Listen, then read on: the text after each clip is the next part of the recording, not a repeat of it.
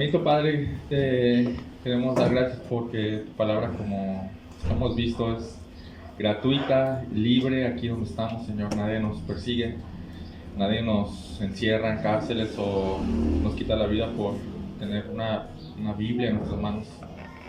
Gracias por eso, Señor. Gracias porque podemos leerla con libertad y estudiarla con libertad. Y hoy quiero pedirte, Señor, que obres en cada uno de nosotros, Señor.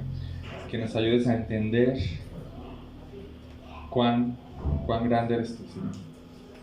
Ayúdanos a entender cuán grande es nuestro Señor Jesucristo. Cuántas riquezas hay en Él, Señor. Y ayúdanos a entender cómo buscarlas y cómo poder apreciarlas mejor y cómo poder experimentarlas mejor en nuestro caminar diario, Señor. Te ruego que obres porque estas cosas no suceden si tú no lo haces, Señor, en nosotros. Y necesitamos eso, Señor. Pongo esto en tus manos, Señor. Y que tú te glorifiques, Señor, hoy. En nombre de Jesús. Amén. Bueno, entonces, quiero que leamos otra vez Efesios, la carta a los Efesios, capítulo 3. Vamos a leer a partir del versículo 7.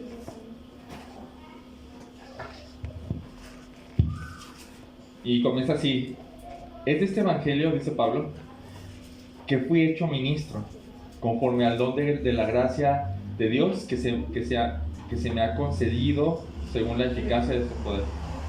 A mí, que soy el más pequeño de todos los santos, se me concedió esta gracia, anunciar a los gentiles las inescrutables riquezas de Cristo y sacar a la luz cuál es la dispensación del misterio que por los siglos ha estado oculto en Dios, creador de todas las cosas.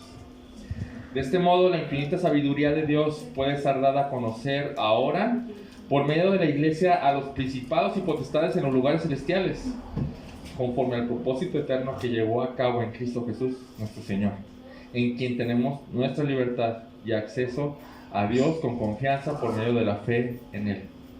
Ruego, por tanto, que no desmayen a causa de mis tribulaciones por ustedes, porque son su gloria. Hoy vamos a hablar del Evangelio. Los puntos que vamos a tratar hoy es que hoy y la siguiente semana es que el Evangelio me humilla. El Evangelio también anuncia las inescrutables riquezas de Cristo. El Evangelio saca a la luz el plan de Dios oculto por los siglos. El Evangelio da a conocer la infinita sabiduría de Dios a los ángeles. Y el Evangelio es nuestra gloria. Hoy nos vamos a limitar por el tiempo solamente a los dos primeros puntos. Pero como pueden ver, todo este mensaje de la siguiente semana se va a tratar del Evangelio. Así que antes que nada, quiero que a todos nos quede claro qué es el Evangelio. Porque es una palabra muy familiar. A nadie le resulta rara esa palabra, ¿verdad? Evangelio. Pero, ¿qué significa? ¿Qué es el Evangelio? ¿Qué me pueden decir? ¿Qué es el Evangelio? Las buenas noticias. Las buenas noticias. ¿Qué más? O buenas noticias en nuestro lenguaje mexicano. ¿Sí? A partir de cuando Jesús vino. Ok, sí, trata de Jesús, ¿no? Es el Evangelio. Sí, pero ¿qué es el Evangelio? El Evangelio es cuando murió Cristo en la cruz por nuestros pecados. Ok, eso es parte fundamental, ¿no? Parte fundamental también. O sea, trata de Jesucristo, trata de que murió por nuestros pecados y trata de que resucitó. Muy bien. Esta palabra de evangelio aparece más de 100 veces en el Nuevo Testamento. Es una palabra griega, así que no se encuentra en el Antiguo Testamento. No quiere decir que la idea no esté ahí, ¿no? Simplemente la palabra evangelio. De hecho, la palabra evangelio no se tradujo. la palabra evangelio se transliteró, o sea, se llegó a nuestro idioma en griego. La palabra en griego es evangelio, o sea, igualita casi. Entonces aparece más de 100 veces en el Nuevo Testamento. En el Evangelio de Marcos, al principio, así empieza: el Evangelio de Marcos, o principio del Evangelio de Jesucristo el Mesías, Hijo de Dios.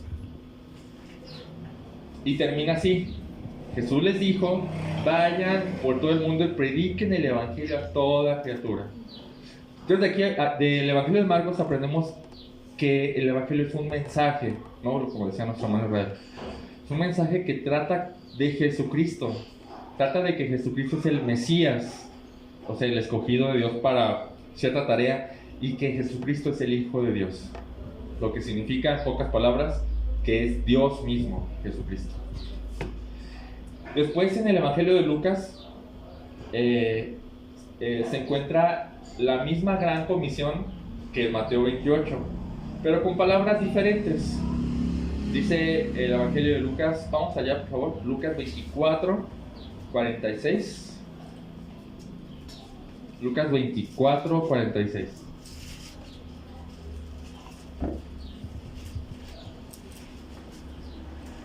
¿26? 24. 24, 46.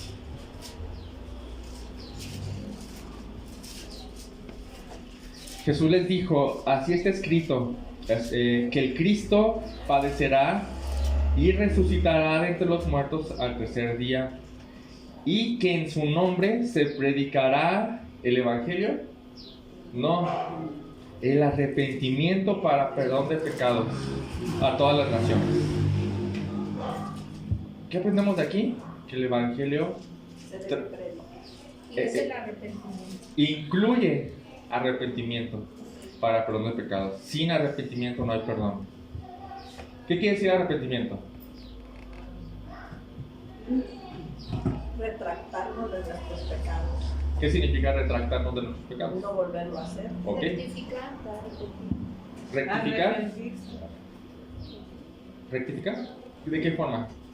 Si me equivoqué en algo, ofendí algo, resarcir eso. Ok, ahí está.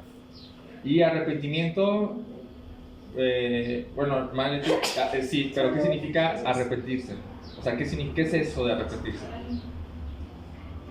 Pues como dijo la hermana, retractarse. Ok, hay un retractamiento, pero pareciera como, solamente No lo vuelvo a hacer. no lo vuelvo a hacer, pero quizás solamente de palabras, ¿no? El arrepentimiento, ¿vale? Es un cambio total de camino. Okay, esa es una parte fundamental de esta palabra.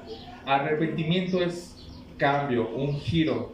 Voy para acá, me doy cuenta que estoy mal, doy la vuelta a 180 grados y voy al camino correcto.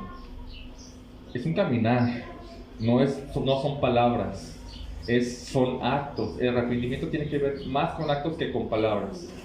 ¿Ok? Eso es arrepentimiento. Entiendo que a Dios le aborrece mi pecado. Lo entiendo de verdad, aquí y aquí. Y entonces me doy la vuelta y empiezo a caminar como a Él le agrada. Entonces, el Evangelio es un mensaje que trata de Jesús, acerca de que Él es el Hijo de Dios que murió por nuestros pecados y resucitó al tercer día, e incluye arrepentimiento para perdón de nuestros pecados. Pero me surgió una pregunta: ¿cómo es que eso trae perdón de pecados? ¿Cómo es que son perdonados mis pecados? Ahora, también me surgió otra duda: ¿qué es pecado? ¿Qué consideramos como pecado? Cualquier cosa que vaya en contra de lo que dice Dios.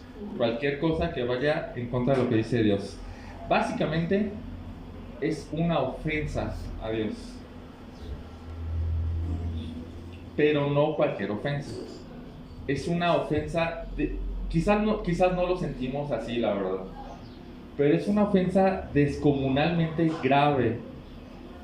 De desobediencia. Ofensa. Me estoy refiriendo a una ofensa. Ofensa es como cuando ofendes a alguien. ¿Sí? La desobediencia es una ofensa. No por el acto en sí, porque ¿quién diría que comer un fruto que estaba prohibido fuera una ofensa grave? Es una desobediencia, ¿no? A eso me refiero. Sí. La desobediencia. Sí, pero me refiero a que ¿quién diría que hacer eso, que tiene que ver solamente con un fruto, puede ser algo tan grave como para mandar a toda la humanidad al infierno? El punto es exactamente que contra quien se hizo esa ofensa no es nada menos que Dios. O sea, quien dijo no comas es el creador, es infinito y es santo. Les he comentado esta pequeña ilustración, ¿no? Si yo ofendo a mi hermano Israel, somos, digamos que, colaboradores, amigos, hasta amistad, pero somos iguales en general, ¿no? Si yo lo voy a poner así, le doy una cachetada con ira porque me enojé, pero le pido perdón, no pasa de ahí. Y él me perdona si él me quiere perdonar. Pero ¿qué pasa si yo llego y le doy una cachetada al presidente de la República? Cambian mucho las cosas. ¿Por qué? Porque él es en puesto mayor que yo, solo en su puesto. ¿Qué me pasa a mí? Posiblemente me metan en la cárcel y haya un juicio y un montón de cosas. No es tan fácil como pedir perdón, ¿verdad que no? Llévenlo al infinito. Llévenlo al infinito. ¿Qué pasa si yo le doy una cachetada a Dios? Llévenlo al infinito. Ese es el punto de la ofensa a Dios. No es el acto en sí, es contra quién se hizo. ¿Contra quién? Entonces, Dios le dijo al hombre: no comas. Y porque dice: el día que comas, ciertamente, tenlo por seguro, vas a morir, ¿no? Entonces, la paga del pecado es la muerte, ¿no? Es lo que dice Romanos 6:23, ¿no? La paga del pecado es la muerte. El pago que tienes que pagar por tu pecado es la muerte. Ahora, imagínate cuánto le debemos a Dios por todos los pecados que hemos hecho. Impagable. ¿Una sola vida bastará para pagarlo? No. No. Así me lo imagino, es una vida por cada pecado que hizo. Infinitas. Digamos que solamente tenemos una vida. Esa sola vida va a servir para pagar quizás un pecado. Entonces el infierno va a servir para estar pagando un solo pecado. Y no vamos a servir porque contra la ofensa es infinita. El castigo entonces es infinito. O sea, en el infierno jamás terminaremos de pagar esa deuda. Esa es la cuestión del infierno. No hay salida. No hay esperanza de que después de 1.000.000 de años pueda salir. No hay esperanza. Y aquí es donde el evangelio realmente cobra sentido. Nos quedamos con esta pregunta: ¿cómo es que el sacrificio de Cristo perdona pecados? Pablo, o cómo podemos ser perdonados. Pablo nos responde esto en 1 Corintios 15. Quiero que me acompañen ahí, por favor. 1 Corintios 15.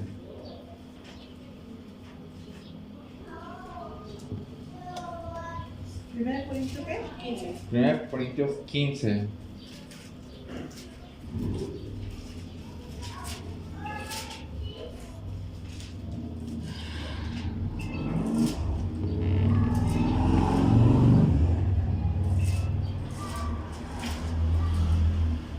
Versículo 1.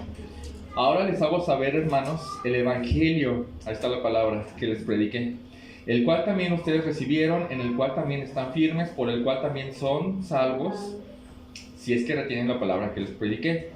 a no ser que haya creído en vano, porque yo les entregué en primer lugar lo mismo que recibí, que Cristo murió por nuestros pecados. Él lo hizo, Él murió conforme a las Escrituras, y también que fue sepultado y que resucitó al tercer día conforme a las Escrituras.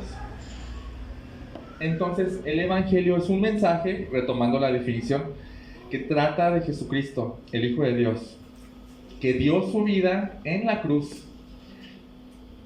llevando o cargando mis pecados en su cuerpo y pagándolos por mí, para que yo pueda ser perdonado por completo, cuando me arrepienta de todo corazón. Por último, el Evangelio cambia mi posición ante Dios, de ser completamente culpable por mis pecados ante Dios. Cuando Jesús paga por todos y cada uno de ellos, ahora mi posición ante Dios es como alguien que nunca, escúchenlo bien, que nunca cometió ni un solo pecado. Esa es mi posición ante Dios, como si nunca hubiera cometido ni un solo pecado. Mejor que la de Adán. Ni de pensamiento, ni de omisión, ni voluntariamente, ni uno solo. Así como Jesucristo. Así, exactamente igual. Dice Romanos 1:17. Porque en el Evangelio la justicia de Dios, no es esta justicia de que Dios es justo y castiga, es la justicia que Dios provee para que nosotros podamos ser justos, correctos. Porque en el Evangelio la justicia de Dios se revela por fe, y para fe, como está escrito, el justo por la fe vivirá. Entonces la justicia de Dios se le atribuye al pecador arrepentido que pone su confianza en el sacrificio de Cristo. O en sus palabras, quien tiene fe en Cristo. Quien tiene fe en Cristo y en su obra a favor de nosotros. Entonces, esta es como mi última definición.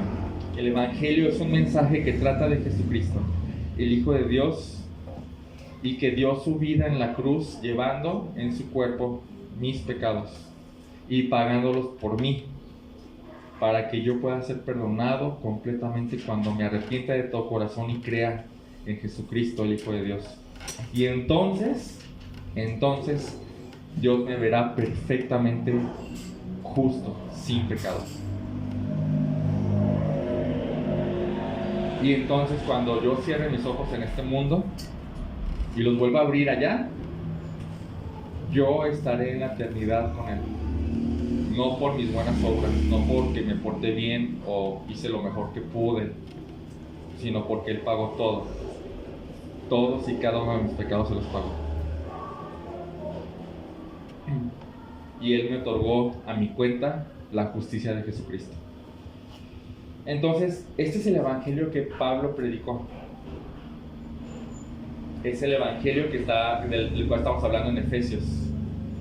Cuando dice, regresando a Efesios 3, versículo 7, dice: es de este Evangelio o este mensaje que fui hecho ministro, conforme al don de gracia que se me ha concedido de Dios, según la eficacia de su poder. A mí, que soy menos que el más pequeño de todos sus santos, se me concedió esta gracia. Y aquí entra mi primer punto. El Evangelio nos humilla. Nos humilla. ¿Por qué? Observen cómo Pablo mismo se expresa de él mismo. ¿Cómo dice de él? Ahí. Más pequeño. Porque soy el más pequeño de todos los santos. ¿Qué querrá decir con esto? ¿Creen que es falsa humildad? Es como que soy pequeño, ¿no? ¿Qué quiere decir con esto? Soy el más pequeño, soy menos que el más pequeño de todos los santos, o sea, es todavía menos, ¿verdad? ¿Qué querrá decir con esto? ¿Qué se les ocurre? Él veía claramente el pecado que viene, Ok, entonces no se sentía digno. ok. ¿Qué más? ¿Qué más podemos ver? ¿Se acuerdan qué es lo que hizo antes de ser cristiano? ¿Qué hizo? Perseguía a cristianos. yo creo que ahí está el punto. O sea, sí, definitivamente sabía pecador, pero lo que hacía antes de que no tenía nombre. ¿Sí? Dice la NTV, soy el menos digno de todo el pueblo de Dios. Él se sentía así.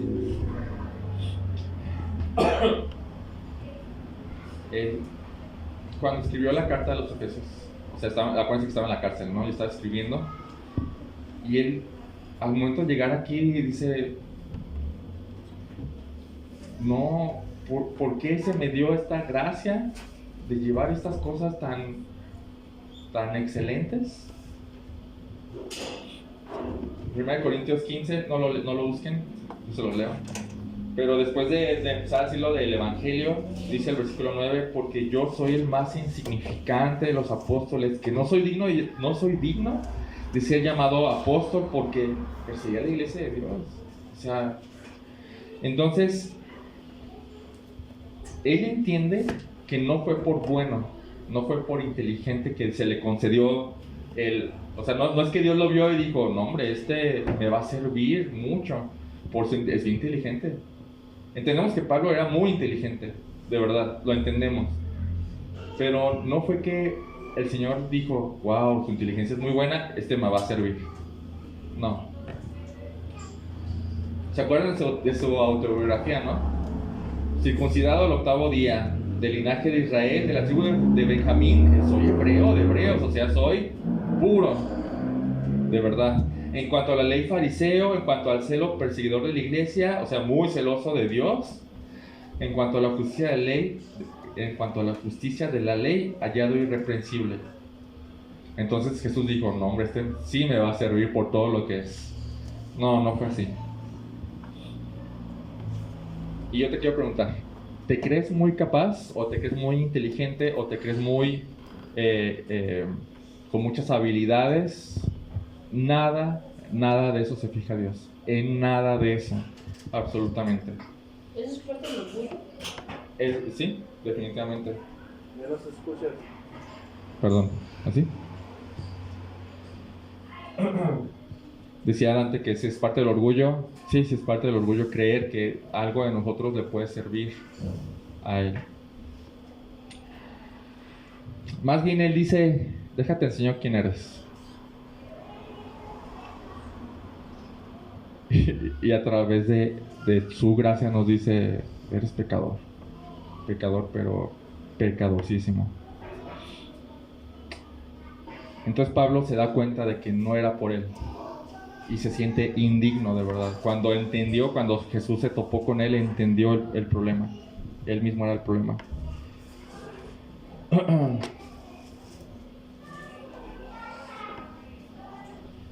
Y junto con él nosotros podemos decir, no soy digno de ser pastor, no soy digno.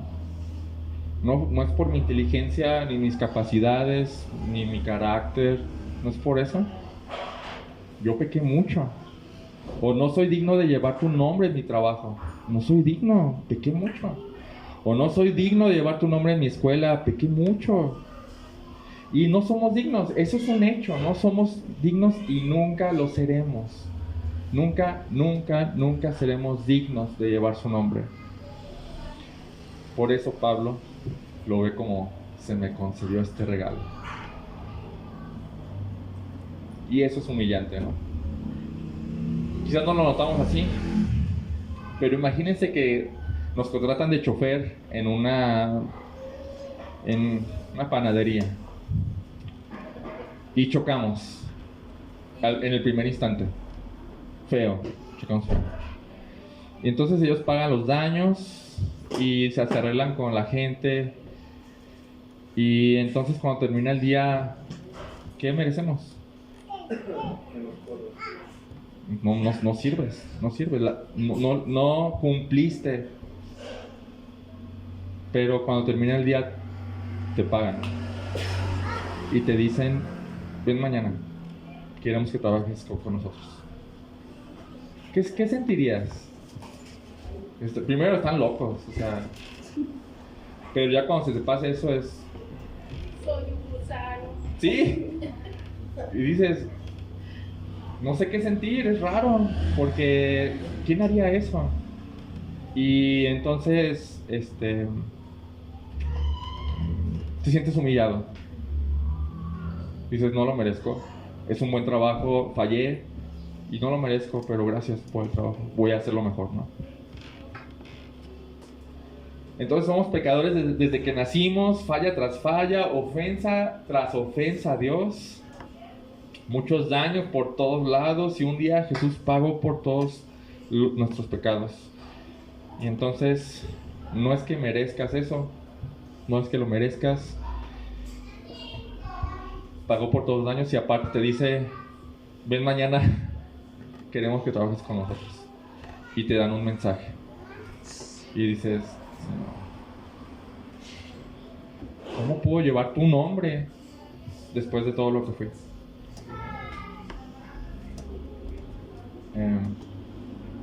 Y sí, Él entiende que no somos dignos, Él lo entiende, pero eso no lo detiene. Él entiende que no somos dignos y nos dice, te doy un regalo más, pero algo más de gracia, lleva este mensaje. Entonces, ¿con qué actitud lleva Pablo este mensaje? No soy digno y se me concedió esta gracia. Es una gracia. Evangelizar, hermanos, eso está hablando, evangelizar, llevar el nombre, llevar el mensaje de Dios. No es como que ya no toca, no quiero o me da vergüenza. No, hombre, es un regalo de pura gracia que no merecemos. Ahora,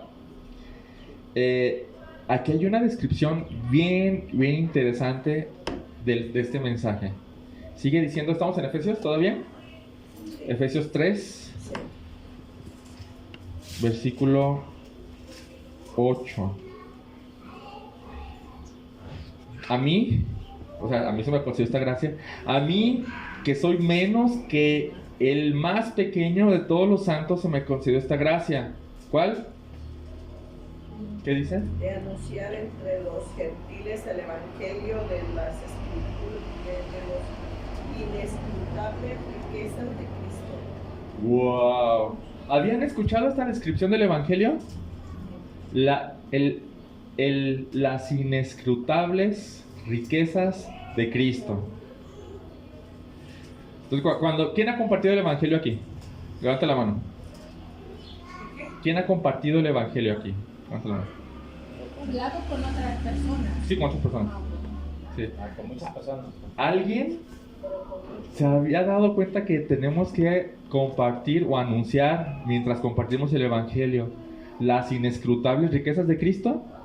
Dices, no, espérate, yo no me lo sabía. Yo no lo sabía. Dices, wow, creo que eso me faltaba. Creo que eso me falta. Las inescrutables riquezas de Cristo es como las recompensas. No. Las promesas, todo lo que nos tiene. Aquí esta versión dice de todos los tesoros inagotables. Ah, muy buena versión. Tesoros inagotables. Eso nos lleva a nuestro segundo punto. Nuestro primer punto fue: el evangelio nos humilla. Te dice quién eres tú. Y aparte te dice, no eres digno, pero te doy algo aparte. Te doy salvación, sí, te doy salvación, pero te voy a dar más. Y te dan el evangelio para que lo lleves te dan el nombre de Cristo para que lo lleves. ¿Se han dado cuenta que llevamos el nombre de Cristo todo el tiempo? Al decirnos cristianos, estamos diciendo, yo llevo el nombre de Cristo. Eso es gracia. Gracias. Y nuestro segundo punto entonces es: el evangelio anuncia las inescrutables o insondables o inagotables riquezas de Cristo. ¿Qué es lo que Pablo anuncia aquí? O sea, ¿a qué se refiere esto? ¿Qué significa que estas riquezas, y qué significa que sean insondables? ¿Qué significa? ¿Y qué?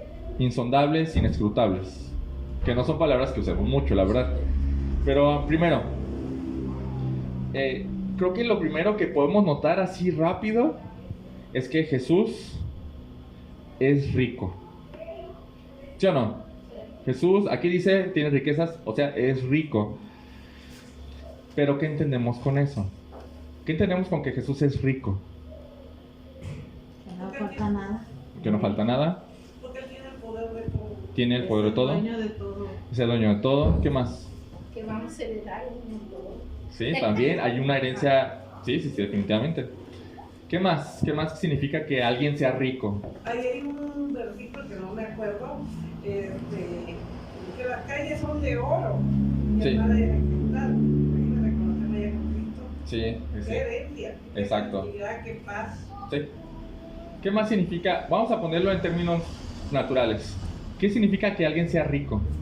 Que no tiene necesidad. Que no tiene necesidad, que no le falta nada, tiene salud. No necesariamente. No. Porque puede tener un montón de dinero y tener cáncer y ahí te quedas, ¿no? ¿Tiene escasez? No. ¿Qué es lo contrario? Abundancia. Abundancia. No carece de nada. Tiene abundancia de X cosa, en este caso de dinero, ¿no? Bueno, yo creo que la palabra que más nos puede ayudar a entender esto es que Jesús tiene abundancia. Abundancia. ¿De qué? ¿Abundancia de qué? Vamos a Salmos, vamos a estar pasaje tras pasaje ahorita, así que necesito que me ayuden a buscarlos rápido y que me ayuden a leerlos. Salmo 86.5, por favor. Salmo 86.5. Salmo está entre Génesis y Apocalipsis. Esperando la herencia de Dios, la plata, hermano. Salmo 86.5. Porque tú, Se ganó. Señor, eres bueno y perdonador y grande en misericordia para con todos los que invocan. ¿En qué es abundante ahí o grande? Amor. En misericordia, otras versiones dice amor. Es abundante en bondad, en perdón. Ahí mismo Anabel en el versículo 15 también. Ay, ya me salió. Ah, bueno, Salmo 86, Mas tú, 15. Señor Dios misericordioso y clemente, lento para la ira y grande en misericordia y perdón. Grande es misericordia. Esta palabra grande también refleja la abundancia. Abundante, en otras versiones dice abundancia. Abundante en misericordia y fidelidad, y por ende en compasión y lleno de piedad, ¿no? Salmo 137.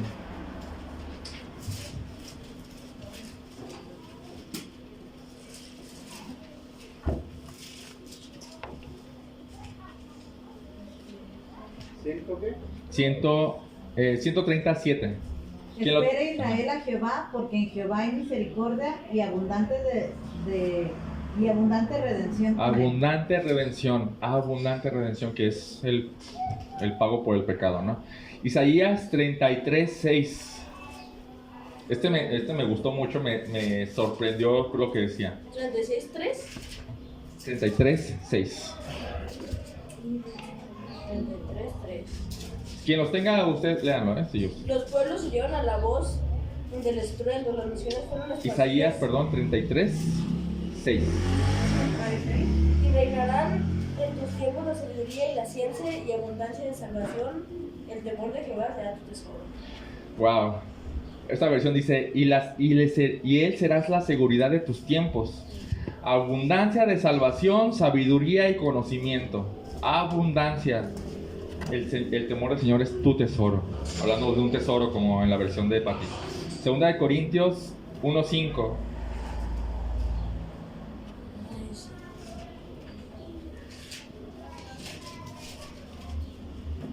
¿Corintio qué? Segunda de Corintios 1:5.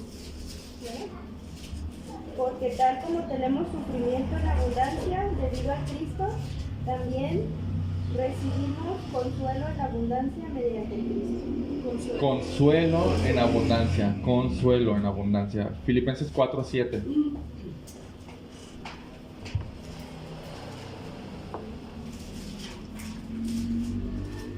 ¿4:7? Y la paz de Dios, que sobrepasa todo entendimiento, guarda vuestros corazones y vuestras mentes en Cristo Jesús.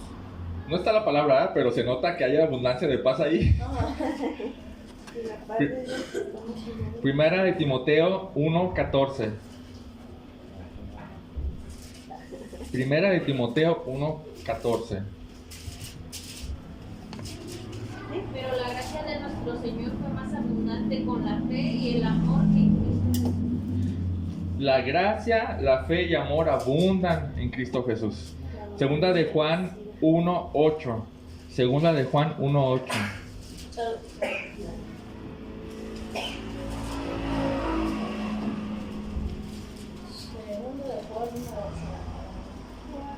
Mirad por vosotros mismos para que no perdáis el fruto de vuestro trabajo, sino que recibáis galardón completo.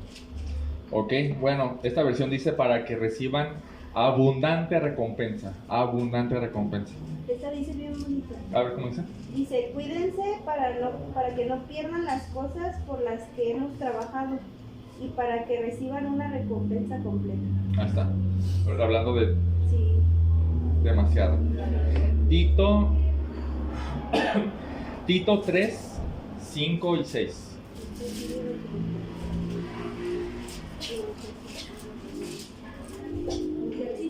Tito 3, 5, 6. Nos salvó no por obras de justicia que nosotros hubiéramos hecho, sino por su misericordia, por el lavamiento de la regeneración y por la renovación del Espíritu Santo, el cual derramó en nosotros abundantemente por Jesucristo nuestro Salvador. ¿Qué derramó abundantemente Jesucristo en nosotros? El Espíritu Santo. El Espíritu Santo lo tenemos en abundancia, ¿eh? Por si alguien dudaba de que es que el Espíritu Santo no obra en mí. No. El Espíritu Santo está en nosotros en abundancia. Santiago 1:5. A lo mejor se lo sabes, ¿no? Santiago 1:5.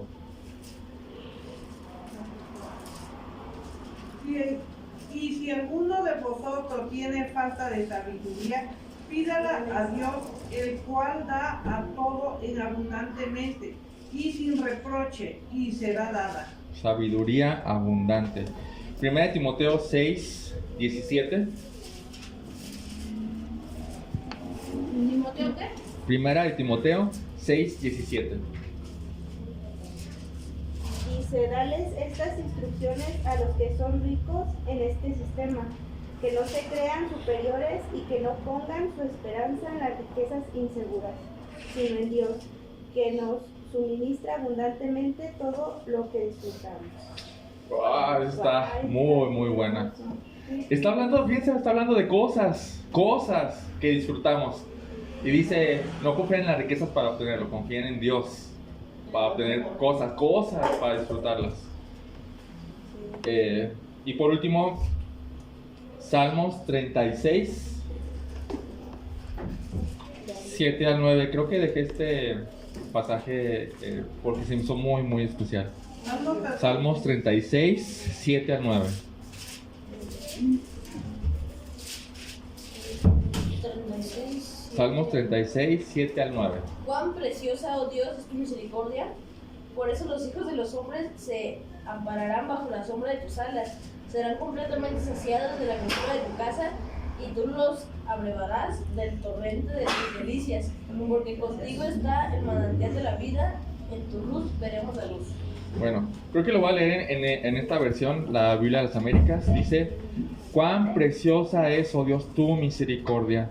Por eso los hijos de los hombres se refugian en las sombras de tus alas. Se sacian de la abundancia de tu casa. Y le das a beber del río. Imagínense la imagen de un río. ¿Cuándo se termina? La gente puede ir de nuevo. La abundancia. Y le das a beber del río de tus delicias, porque en ti está la fuente de la vida. Sale y sale y sale de ahí. Wow.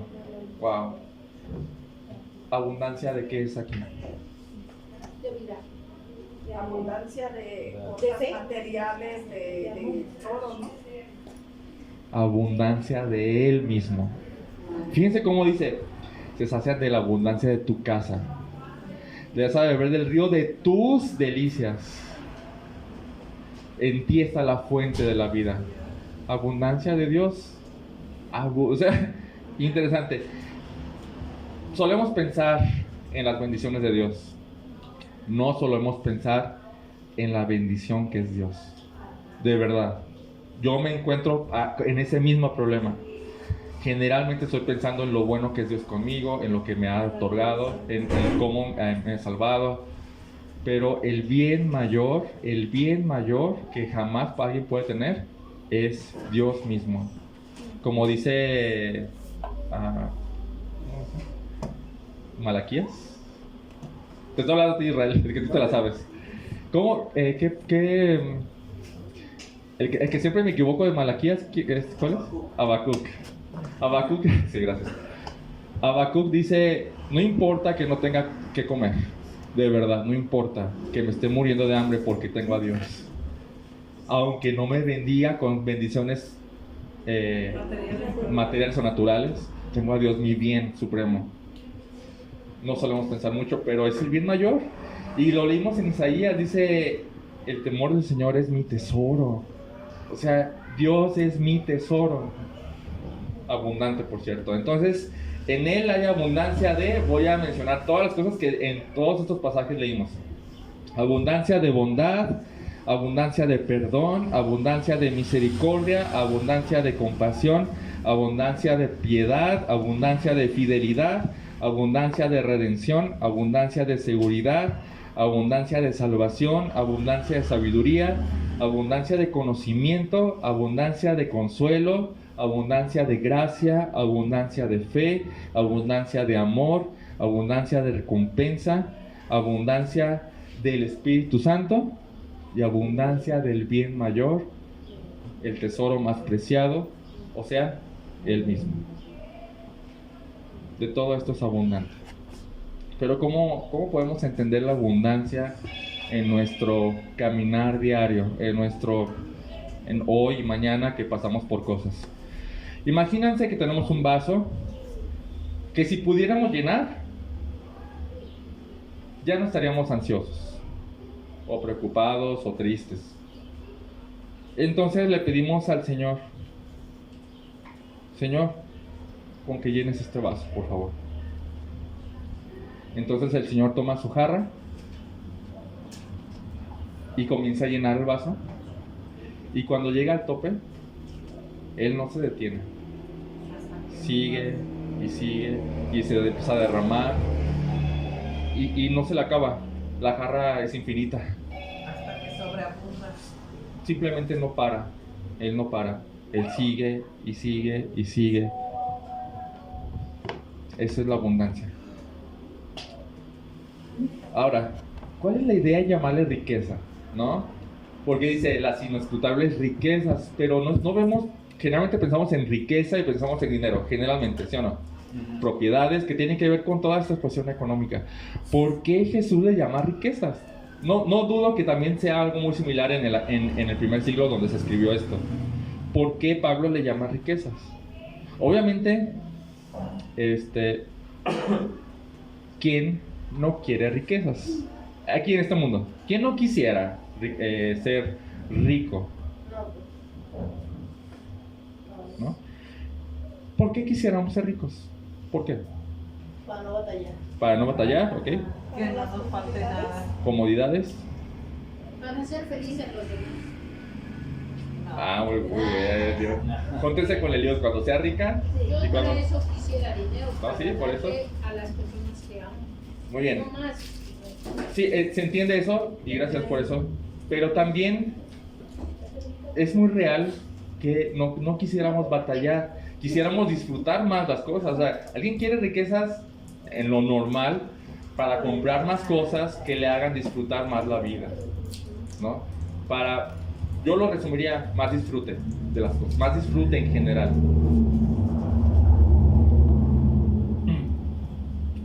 ¿Por qué quisiéramos ganarnos la lotería? En general. Para ya no trabajar. Y disfrutar. Exacto. Entonces resumiría, las riquezas tienen una idea de el disfrute. Es para disfrutar. Ahora, así son las riquezas de Cristo. ¿Quién no quisiera abundancia de paz? ¿Para qué? Para disfrutar la vida. ¿O quién no quisiera abundancia de sabiduría? ¿O quién no quisiera abundancia de amor de Dios. ¿O quién no quisiera abundancia de Dios mismo? Simplemente para disfrutar de Él infinitamente, ¿no? O sea, cuando pensamos en el cielo, en la eternidad, pensamos en algo así. O sea, va a ser ya abundantemente con Él, disfrutando sin batallar, sin trabajar, sin llorar. Entonces creo que por eso Pablo le dice riquezas, para mencionar la idea del disfrute. Hay un disfrute en todo lo que Jesús ofrece.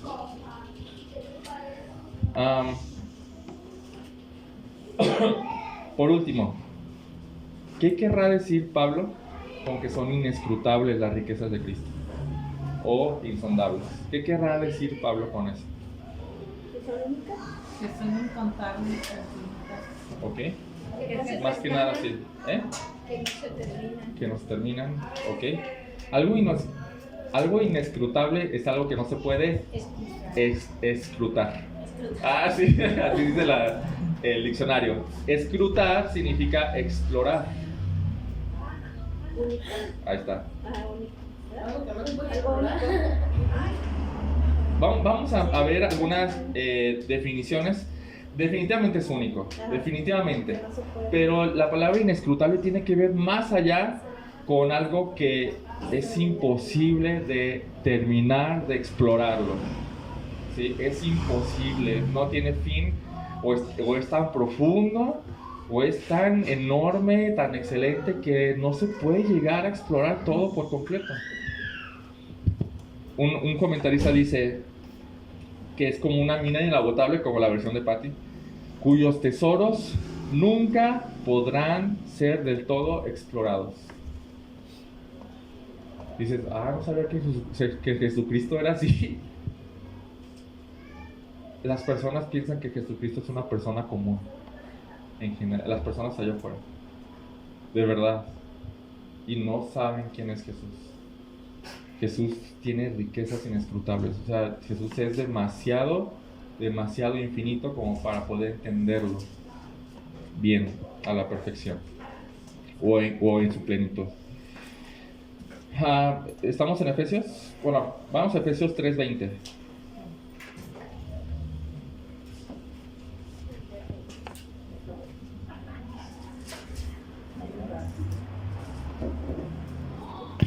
Creo que eso también nos ayuda a entender qué significa inescrutable. ¿Quién lo quiere leer? Y aquel que es poderoso para hacer todas las cosas mucho más abundantemente de lo que pedimos o entendemos. Hasta ahí, gracias. Básicamente dice, Dios es poderoso para hacer todo mucho más abundantemente. Estamos hablando de la abundancia otra vez, ¿no? De lo que pedimos o entendemos. O sea, no quiero decir que Jesucristo es inentendible, porque sí podemos entender algo de Él. Lo que quiero decir es que sobrepasa nuestro entendimiento. Es demasiado grande Jesucristo como para... sobrepasa nuestro entendimiento, simplemente. Entonces nosotros entendemos que Él es rico y abundante y todo eso, pero necesitamos también entender esto, que sus riquezas o abundancias son más de lo que podemos entender. No podemos llegar a explorar todo lo que Él es. Entonces hay dos ilustraciones que quiero usar para intentar explicar o darnos una idea mejor de cómo funciona esto. La primera ilustración es el mar. Antes de conocer a Cristo es como si hubiéramos visto fotos del mar, ¿no? No es algo real. Simplemente sabemos de Él o sabemos que existe. Pero un día vamos allí y vemos el mar desde la playa, ¿no? Y podemos apreciar la maravilla del mar. ¿Quién ha ido a la playa? ¿Sí? ¿No les ha pasado que se ponen a ver el mar y sienten grandeza? Es ¿cómo se dice? Imponente. Es imponente la grandeza del mar.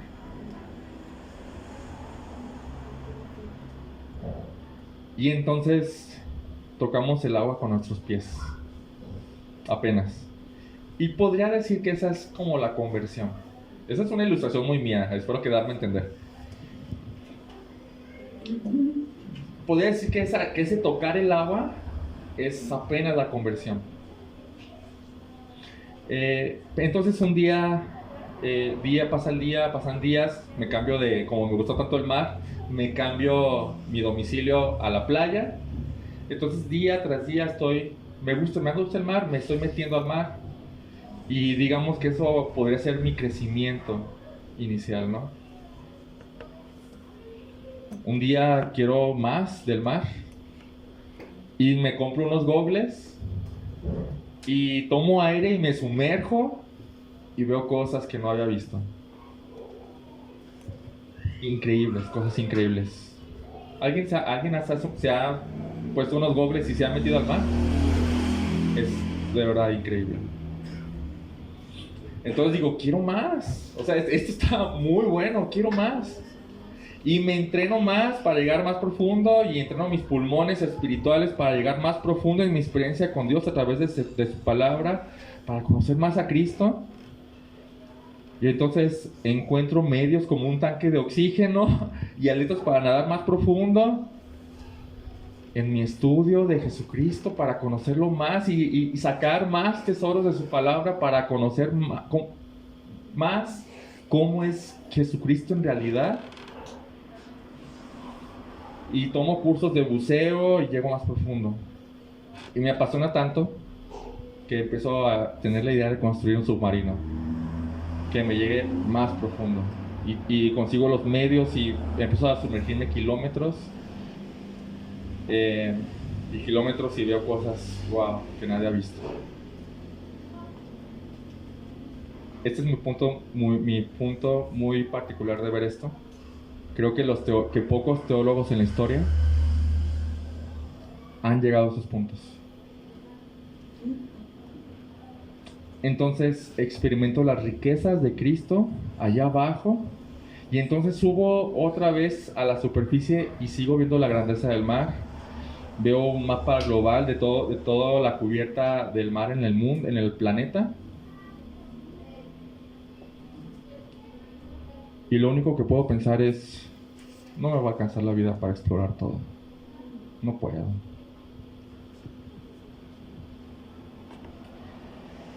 Sus riquezas es como una mina inagotable cuyos tesoros nunca podrían ser del todo explorados. La segunda ilustración es el espacio. Ahora tomen un telescopio, el más potente que la humanidad pueda fabricar, y volteen a ver el universo, los planetas y las estrellas, los agujeros negros. Y ciertamente se pueden conocer bastantes cosas, ¿sí o no? Muchas cosas se han descubierto.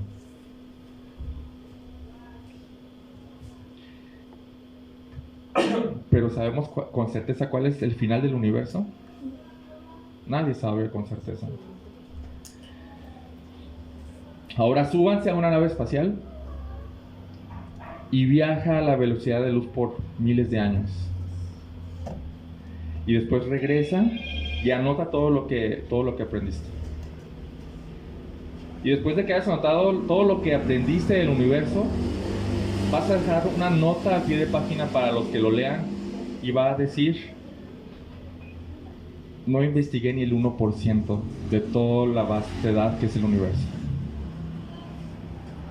Eso es lo que quiere decir inescrutable. Exactamente eso. Y cuando estemos enfrente de Él, cara a cara, Él seguirá siendo infinito. La gente dice: ¡ay, qué aburrido! No entiendes quién es Jesucristo. No lo entiendes. Él seguirá siendo infinito. Descubriremos día con día nuevas riquezas. Su excelencia y majestad nos mantendrá asombrados todo el tiempo, porque siempre va a haber algo nuevo que aprender de Él o que descubrir de Él. Entonces te hago una pregunta: ¿percibes a Cristo así? ¿Percibes sus riquezas así? La verdad es que no. O sea, ¿cuánto de Cristo percibo así?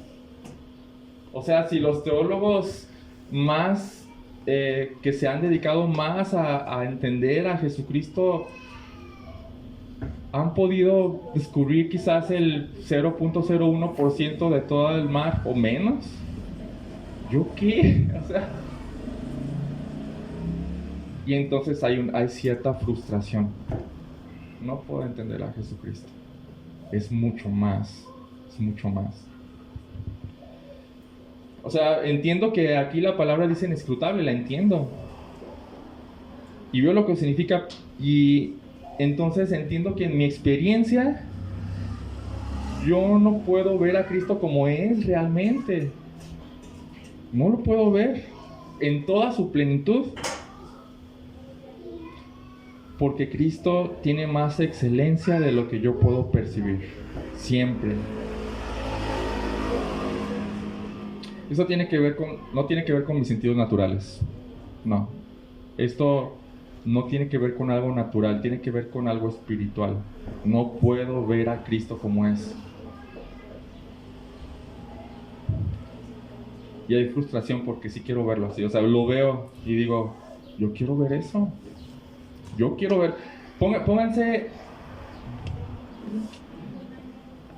Imagínense que alguien se gana la lotería. ¿Ok? Eliud se la gana. ¿Sí? Sí, para que nos comparta a todos. Ya lo dijo. Pero no se la dan. Pero te dicen, es tuya. Un deseo innato es, yo quiero verla. Quiero verla. Te dicen, ¿sabes qué? Te doy una casa en una isla, una mansión en una isla. Tu deseo innato, quiero verlo. Quiero verlo. Es normal querer ver esas riquezas. Pero la frustración es que no puedo. No puedo. Tengo una incapacidad todavía para ver todo eso. Que tiene que ver mucho con el pecado.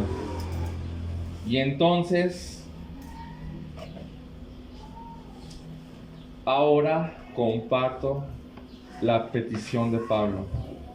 Vamos a Efesios capítulo 1.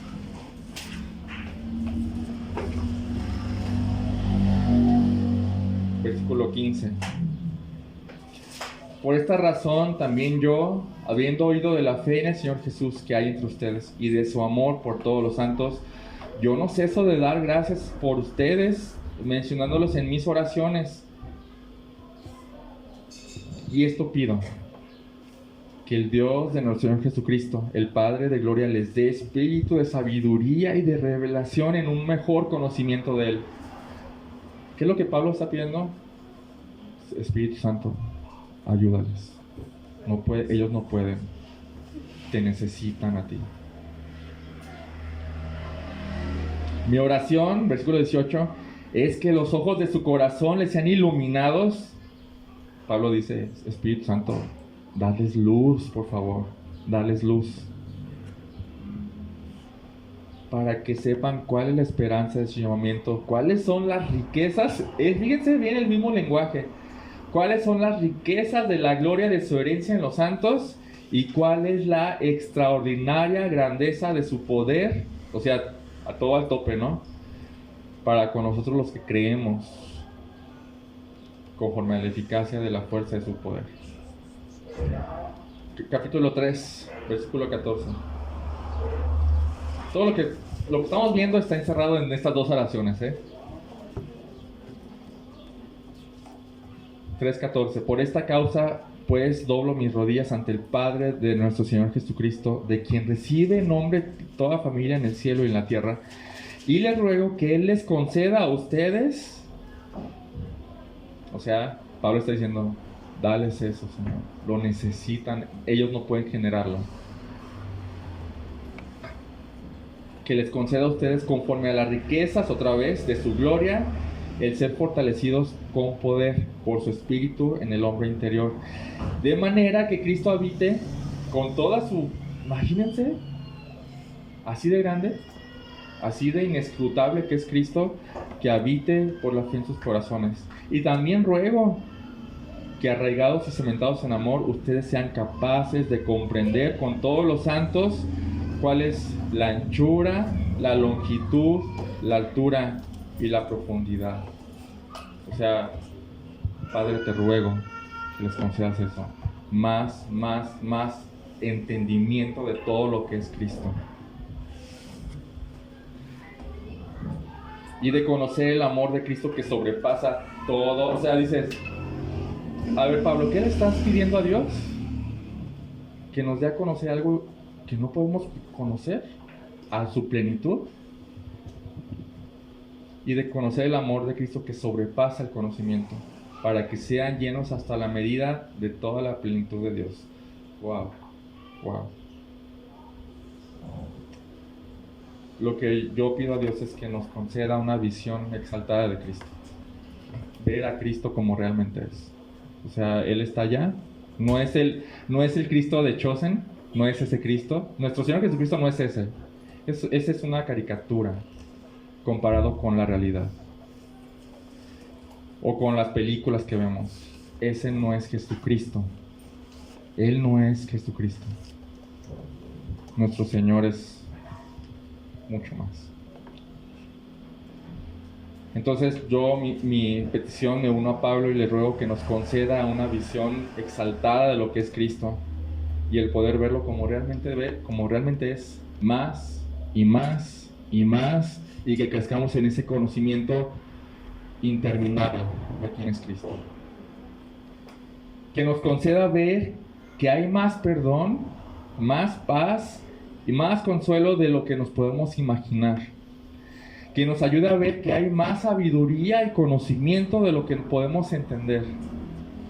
Que nos ayude a ver que Él mismo se nos da en abundancia, tanto que no logramos captar por completo cuánto, y se nos da para que lo disfrutemos sobremanera.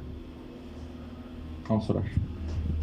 Bendito Padre, gracias por este texto, Señor. Gracias por ayudarnos a entender qué significa que nuestro Señor Jesucristo tiene riquezas inescrutables, Señor. Gracias porque Jesucristo es infinito en excelencia y entonces puede llenar por completo a corazones insaciables como el de nosotros, Señor. Te ruego, Señor, que hagas tu obra hoy, Señor. Que nos ayudes a ver a Cristo como realmente es, más y más. Y si hay alguien aquí que no se ha entregado a este Cristo, te ruego que esa persona entienda que es imperativo que se entregue a este Cristo. Porque fuera de Él no hay vida, no hay salvación, no hay perdón, no hay nada bueno para esa persona. Pero en Él hay abundancia de todo esto, Señor. Te lo ruego. Haz tu obra, Señor. En nombre de Jesús. Amén.